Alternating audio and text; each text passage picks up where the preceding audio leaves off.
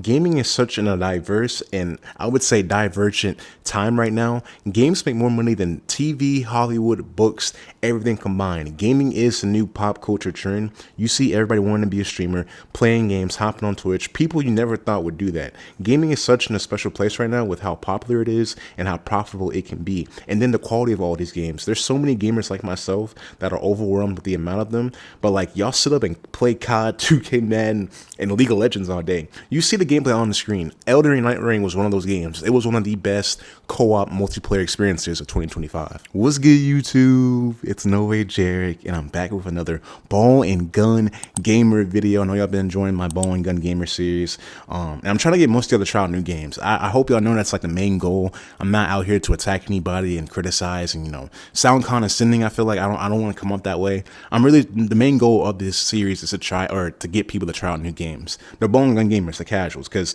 I love this medium so much, and it's like if I'm gonna have to make more videos on the ball and gun gamers, trust me, I will make more videos. But before we get into it, as always, hope you enjoyed the video. Like, comment, subscribe. I appreciate all the love and support y'all been showing me. And as I can see, we ain't done with these ball and gun ball and gun gamers yet. Goddamn, we still talking about them and the community and why I feel like we're in one of the best times in gaming. It feels like a healing process, truthfully, what we're seeing. Because like I'm telling you, outside of work or outside of this, like when I'm working outside of work, like people are coming up to me and being like, "Yo, bro, I am thinking about trying Elden Ring. I am thinking about trying, Resident Evil or Red Dead." I've seen a lot of people playing Red Dead now.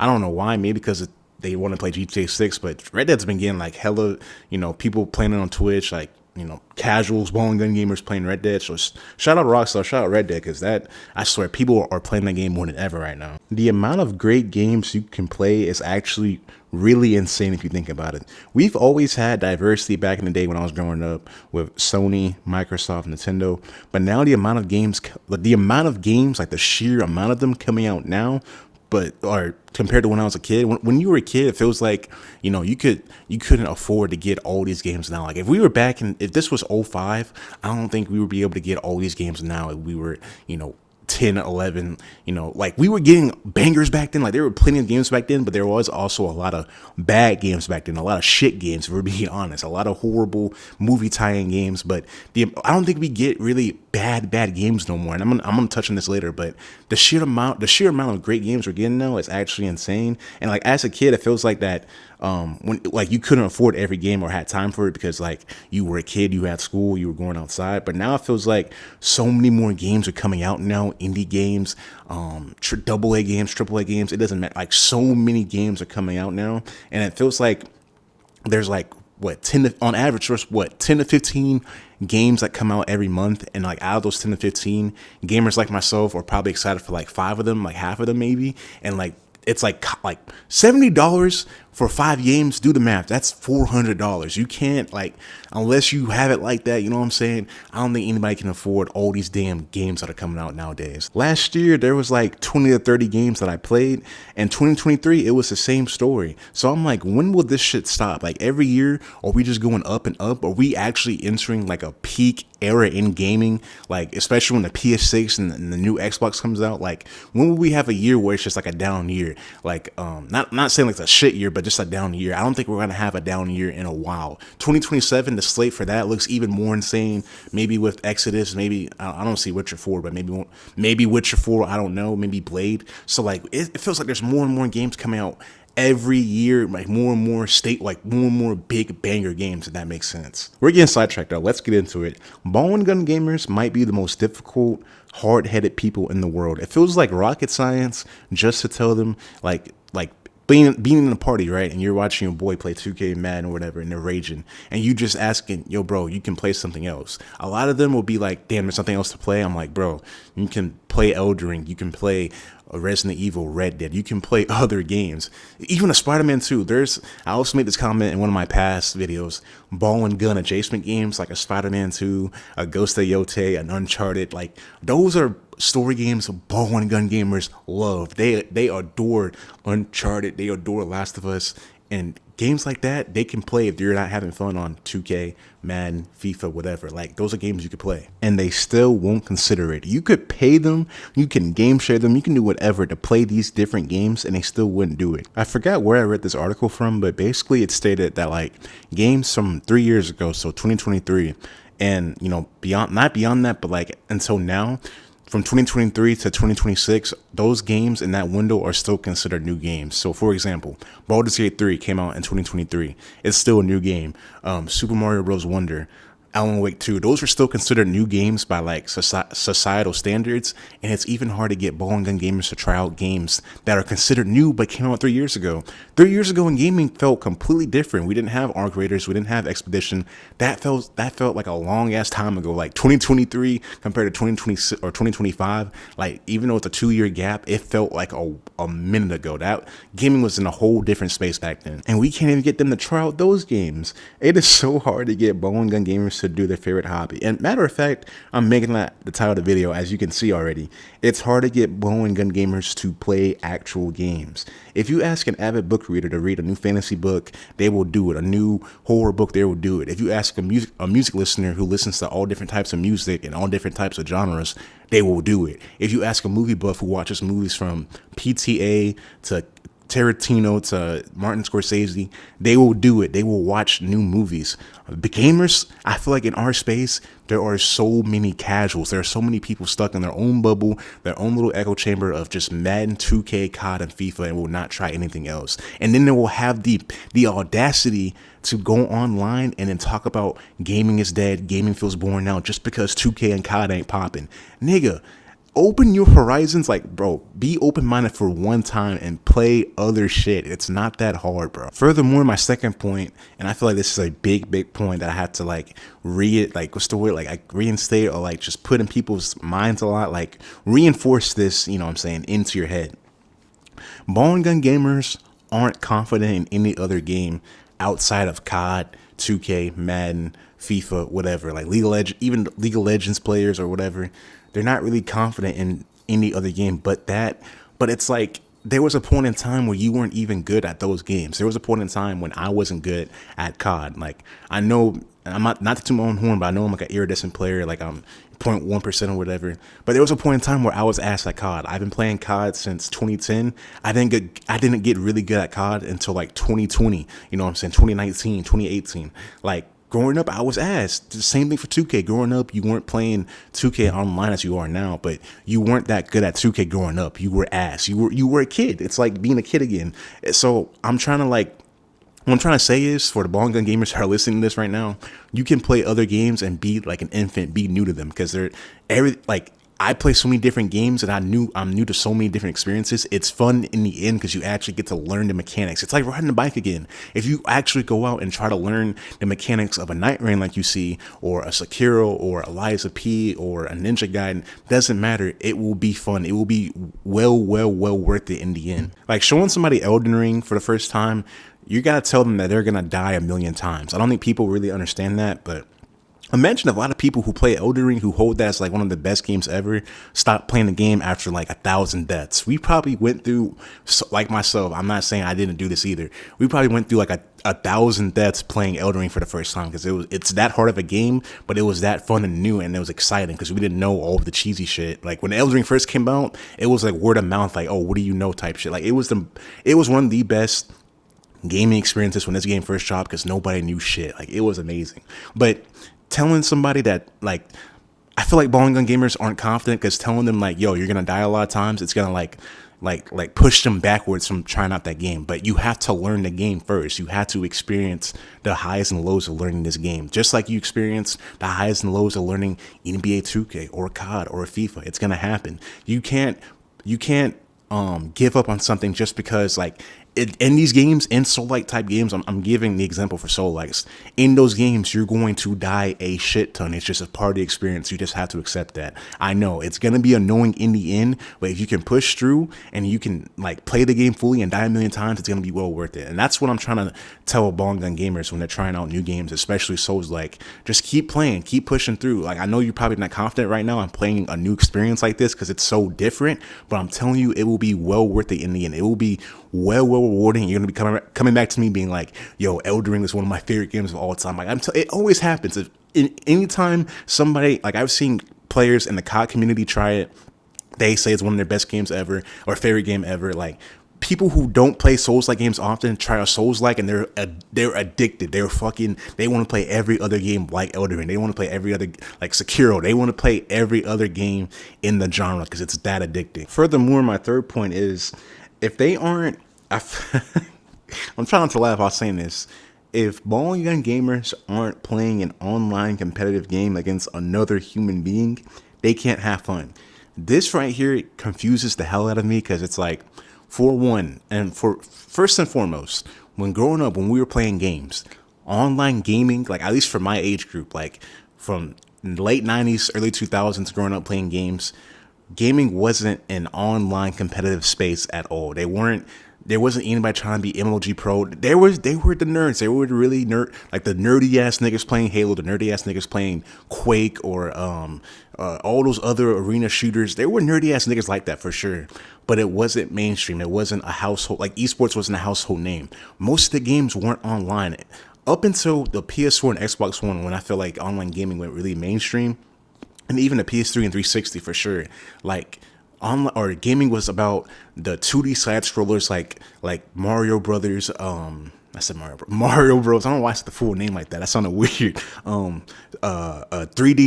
platformers like Spyro or Crash Bandicoot. You had your Sly Coopers. You had Jack and Dexter, Ratchet and Clank, Banjo-Kazooie. I can keep going on. Platformers really made gaming. They were the roots of gaming.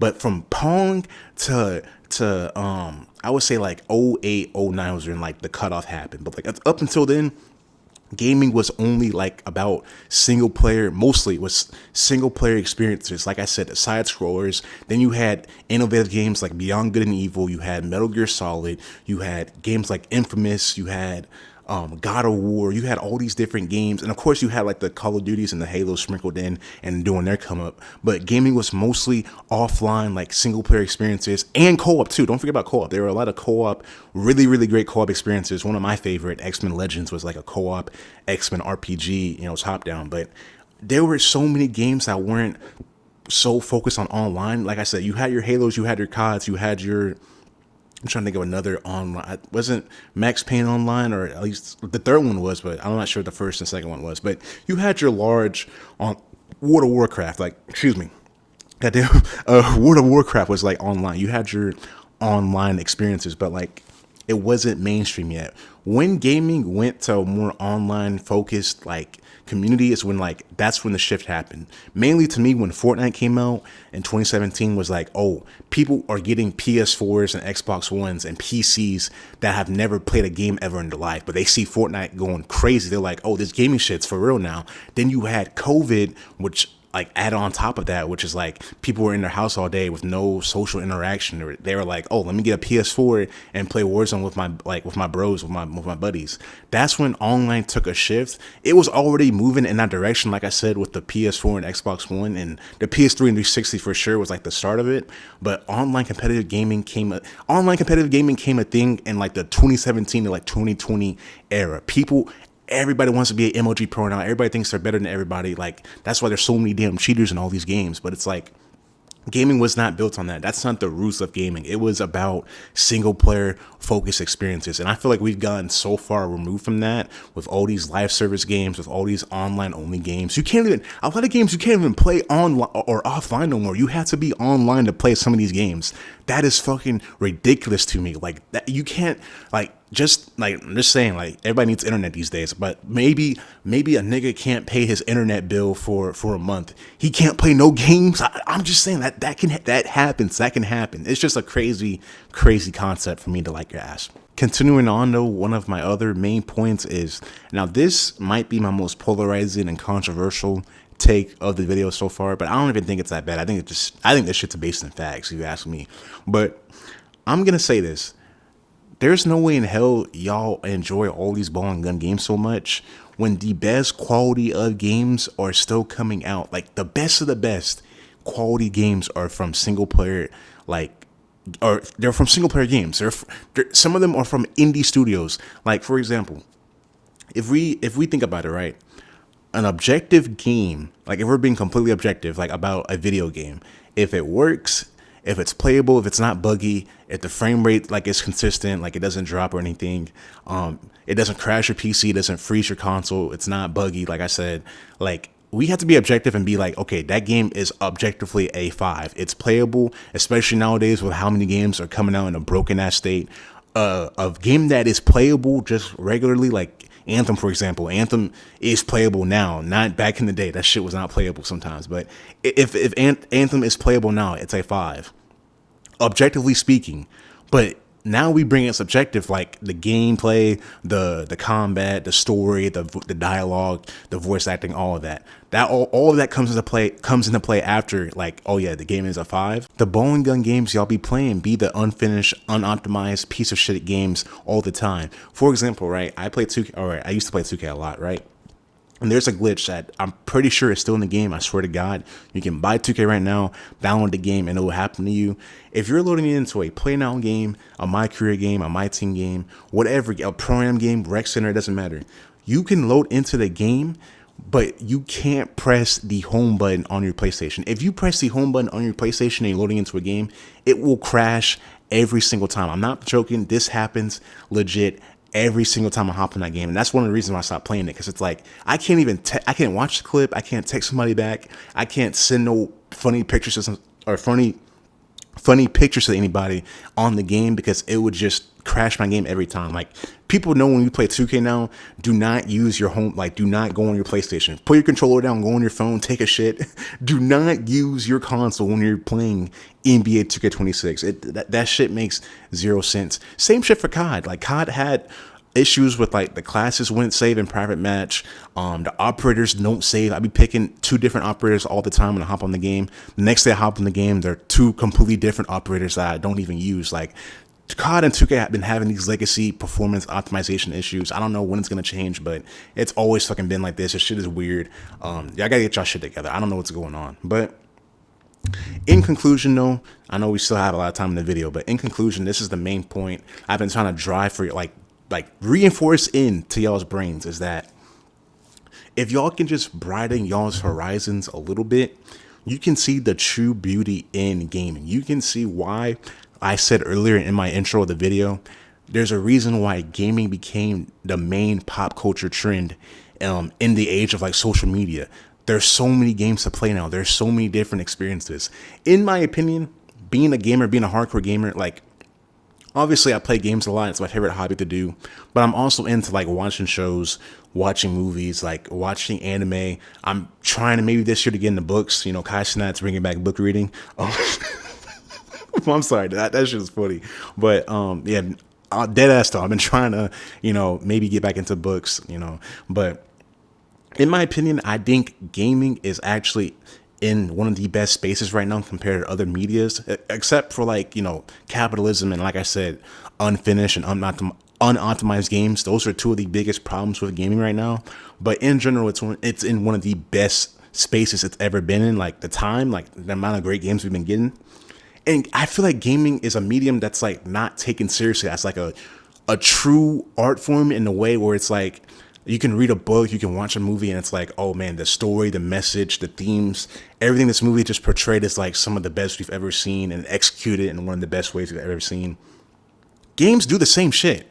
Like, games have some of the best. Expedition has one of the best stories on grief, on family death, like just dealing with grief in your family. Like, it has one of the best, not just concepts, but themes in the game. On top of the gameplay, like, it's one of the best experiences you will ever in an art form. This is art. Games are art. Gaming is an art form that's like, it needs to be taken seriously as a book or a movie or a show. It's just like, I feel like it's still looked at as like that nerdy fucking little brother to like music or movies. Like, oh, you play video games? Like, that shit nerdy. Niggas who watch niggas who watch Grey's Anatomy and watch fucking or into like hardcore fantasy football or look at gaming as like some nerdy shit when they're into like that, like hospital niggas playing dress up, or niggas in Game of Thrones playing fucking kings and queens and shit. Like gaming, if somebody looks at fucking Expedition and says, yo, that shit looks nerdy, like I don't know what else to say. Like I you don't know how impactful this game was when it came out and the story it's trying to portray. People look at gaming as like some nerdy ass medium, but no, in reality, these games have some of the best stories you will ever see in any other art form, but it's not taken seriously. And unfortunately, people like myself are trying to tell people, you need to play an Expedition. You need to play a Silent Hill 2, like one of the best horror experiences. That too, I was gonna make a video on that too. Horror games do horror better than movies and shows now. I don't even know how that's like even a conversation. That is a fact. Resident Evil, Silent Hill, Soma, that's a deep cut right there. I'm trying to think of other, Alan Wake 2, like they do horror better than games now. Like or better than other forms of media, movies, TV shows. Like I don't care. Like horror portrayed in Resident Evil 2, Resident Evil 7, like you in the first person like aspect of it, you interacting with, all these different scary ass characters, like when Ethan went to that damn family or whatever. Alan Wake 2, like all the different shit he was seeing in the dark place or whatever. So many different experiences, horror experiences that like horror fans, like I've been trying to tell horror fan, like horror or people who are really into horror, like play horror games. That's to me is like the true horror experiences, like you interacting and you being the player in these crazy ass scenarios. Like that's what I'm trying to say. But anyways, back to my main point, because I just went on a whole rant. Like I want ball and gun gamers to open their horizons. I want them to try new games. For example, if people like the time and rhythm feeling of greening a jump shot in 2K, I would recommend them a game like Sekiro, which has one of the best parry mechanics in the, like, in my opinion, the best parry mechanic in the game ever. So fluid, so responsive. It works with every single boss, every single enemy type. I feel like a lot of bow and gun gamers would like that parry timing feel to a game, but I just don't think they would give it a try. They would probably give up, because Sekiro is one of the hardest games to learn, but one of the easiest games to master once you get down to combat. I feel like a lot of people who love 2K, who love gritting a shot, like just that timing of it, would love to time a parry in Sekiro. Like that might sound crazy to some of y'all, but like I feel like they have like some sort of like similarities is what I'm trying to say. Like they're not as contrasted like people might seem to think, but Sekiro will be, if a 2K nigga asks me, yo, what game should I play? I'm going to recommend them Sekiro. I'm going to say, this game's going to beat your ass a lot and you're going to hate it, but play Sekiro Shadows Die Twice. It's one of the best gaming experiences you will ever have. If somebody's into shooters, FPS games, I would recommend them a Doom. Doom, in my opinion, is the best. Like, say you had to pick 3 of the best games in a FPS series, like 3 of the best CODs, so like BO1, BO2, COD 4, or 3 of the best Halos, Halo 1, Halo 2, Halo 3, or Reach or whatever, right? I'm still picking the Doom trilogy over the best 3 games you can give me in a series. I'm sorry, I love Doom that much. I think Doom is one of the greatest first-person shooters of all time. Like, the Doom 2016 and Eternal are 2 of the greatest shooters of all time. Dark Ages is still really good, but I don't think it's up there with the first 2. But the gameplay, the moment-to-moment combat, shooting, the feel of all the different guns in Eternal, the horror aspects and the world building in 2016, and then the shield aspect in Dark Ages, all those games are so different in gameplay and game style. I feel like a lot of people who like slow or fast-paced FPS games will like Doom Eternal or the Doom series. Doom Eternal is more fast-paced. Doom 2016 is more like focused on the world building and like just the true nature of it. It's still fast-paced. Doom the Dark Ages is the slowest because it has a shield and you can parry and you can throw that shield. It's one of the best shield mechanics. That shield was probably the best game or the best mechanic in Dark Ages. So there's always different games that contrast the bow and gun games, like the 2Ks, the CODs, the Maddens, the FIFAs. You just have to find them. You just have to ask. I feel like that's the thing too. Ball and gun gamers aren't asking enough. They aren't curious enough for like, oh, I see Elden Ring, but like I'm too afraid to like ask somebody, yo, should I play this game or like should I even try it? Like just give these games a try. Give Elden Ring a try. Give Sekiro a try. Give Armored Core 6 a try. If you like third person, because I know Arc Raiders isn't popping. If you like Arc Raiders a lot, give Dead Space Remake a try. It's one of the best third person shooter games ever. On top of that, it's a great, like a good ass horror game with a good ass story. Like, just try other games. Just ask people, ask gamers, like, yo, what game should I try? Like, I've been trying to play different games and shit like that. We're not gonna bite y'all. We're gonna be cool. Like, we're gonna tell y'all what games you should try. Like, that's always been the point of my Bowling Gun Gamer series. I know we're getting up to the end, but that's been the main point. I just want people to play more games, play more stories, and like actually engage in the culture instead of just, you know, looking at a game and watching it and then giving your opinion on it. That's all I'm trying to say. But anyways, though, I've been yapping. I've been going crazy. Hope you enjoyed the video. Like, comment, subscribe. I appreciate all the love and support you've been showing me. God damn, I've been fucking yapping for like 10 minutes straight on this shit. Like, but anyways, hope you enjoyed the video. Like, comment, subscribe. Comment down below what games you would recommend to Bowling Gun Gamers. I just gave my little spill, my little list. But as always, appreciate y'all. Y'all have a great day. Hey, this boss fight was hard as shit, but hey, me and my boys got it, or me and these randoms got it done. But anyways, hope y'all take care of yourselves. Stay safe, take it easy, and I'm out, man.